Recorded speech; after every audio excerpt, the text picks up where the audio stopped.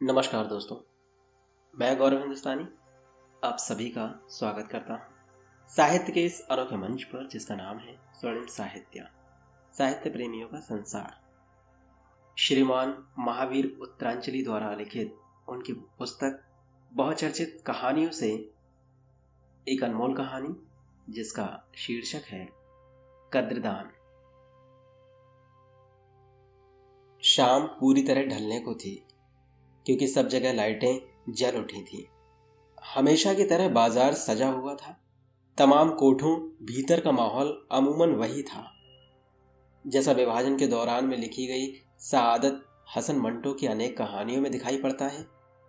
वहां मौजूद लड़कियों के चेहरों से ही नहीं बल्कि समस्त वातावरण, दरों दीवारों, छतों से भी वासना टपक रही थी। जीनों से चढ़ते उतरते शौकीन लोग, उन्हें तरह तरह की अदाओं से लुभाती लड़कियां साक्षात काम को आमंत्रण दे रही थीं। बाजार की सड़कों में भी यत्र तत्र से आती फूलों की महक राहगीरों को अपनी ओर आकर्षित कर रही थी। कुल मिला के कहना यह कि समस्त वातावरण रमणीय बना हुआ था।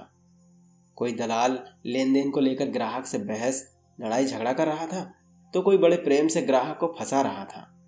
हलवाई की कढ़ाई में समोसे और गर्मा गर्म जलेबियां तैयार की जा रही थी जिन्हें करीने से थालियों में सजाया गया था। हर कोई अपनी धुन में मग्न था और अपने मंसूबों को अंजाम देने में व्यस्त था। एक व्यक्ति जो अपने आप में मसरूफ था, तभी संगीत की मधुर स्वर लहरी उसके कानों में पड़ी तो वह बेचैन हो गया। वह आवाज की दिशा में खिंचता चला गया। पता नहीं कौन सी कशिश थी कि चाहकर भी वह स्वयं को रोक ना सका। गीत को गायिका ने बड़ी कुशलता के साथ गाया था। यकायक वह बड़बड़ाने लगा, यही है, हाँ, यही है वो गीत जो बरसों पहले सुना था। गीत को सुनकर वह पागलों की तरह बदहवास सा हो गया था। चेहरे से वह लगभग 55-60 बरस का जान पड़ता था। उसने लगभग 50 बरस पूर्व यह गीत ग्रामोफोन पर सुना था। इसका पश्चात उसने हर तरह का संगीत सुना, फिल्मी, गैर फिल्मी, सुगम संगीत से लेकर शास्त्रीय संगीत भी, मगर वैसी तृप्ति ना मिल सकी जैसी इस गीत में थी।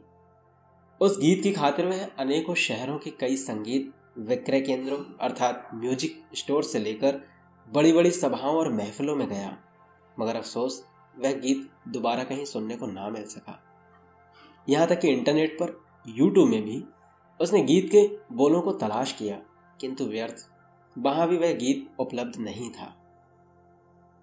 आज 50 वर्षों बाद उसकी यह उम्र भर की तलाश खत्म हुई थी, अतः उसका दीवाना होना लाजमी था।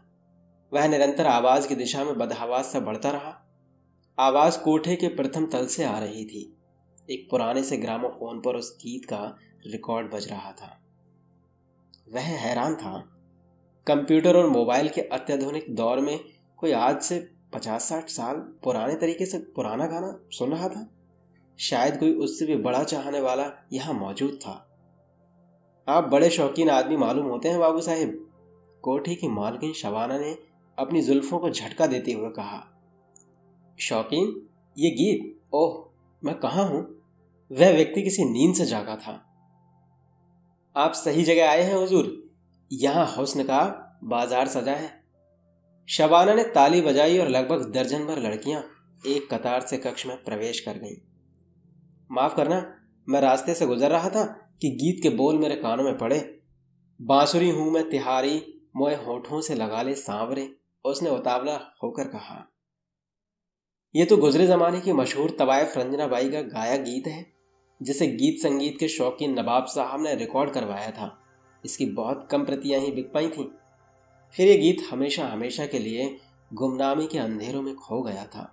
यूँ समझ लीजिए, ये गीत तब का है जब पूरे हिंदुस्तान में के.एल. सहगल के गाए गीतों की धूम थी। शबाना ने आगंतुक को गीत से जुड़ा लगभग पूरा इतिहास बता दिया। क्या मैं आपसे एक सवाल पूछ सकता हूँ? शबाना ने सिर हिलाकर अपनी स्वीकृति दी तो उसने अपना सवाल पूछा। आप आज भी इसे ग्रामोफोन पर सुन रही हैं? वजह जान सकता हूँ? क्यों? रंजना बाई मेरी नानी थी। मेरी माँ भी अक्सर उनका यह गीत इसी प्रकार ग्रामोफोन पर सुना करती थी। उन्होंने मुझे बताया था कि यह ग्रामोफोन मेरी नानी ने उस जमाने में खरीदा था जब यह शहर के गिने चुने रईसों के पास ही हुआ करता था। ओह, आप तो उनकी मुझसे भी बड़ी प्रशंसक हैं। मेरे पास 1000 रुपये हैं, तुम चाहो तो ये रख लो और मुझे ये रिकॉर्ड दे दो। उस कद्रदान ने जेब से 1000 का नोट निकालते हुए कहा, 1000 रुपये में तो तुम पूरी रात ऐश कर सकते हो बाबूजी।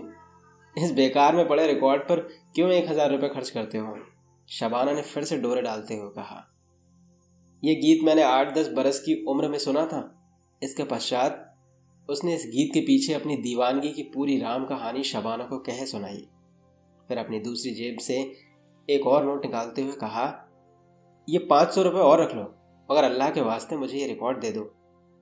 देखो, इससे ज़्यादा पैसे इस वक्त मेरे पास नहीं हैं। यह गीत मेरी उम्र भर की तलाश है। उसने अपनी सारी खाली जेबें शबाना को दिखाते हुए यकीन दिलाने की चेष्टा की। बहुत खूब, कला के सच्चे कद्रदान हो। ले जाओ ये रिकॉर्ड और ग्रामोफोन भी, शबाना ने पैसे लौटाते हुए कहा। हमारी तरफ से ये सौगात तुम्हारी दीवानगी के नाम। मगर ये पैसे क्यों लौटा रही हो? वह व्यक्ति बोला।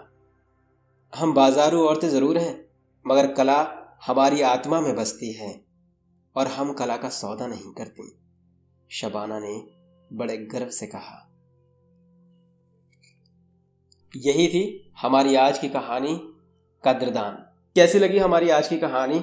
कमेंट्स के माध्यम से अपनी प्रतिक्रिया देना ना भूलें और सुनते रहिए अनमोल कहानियाँ।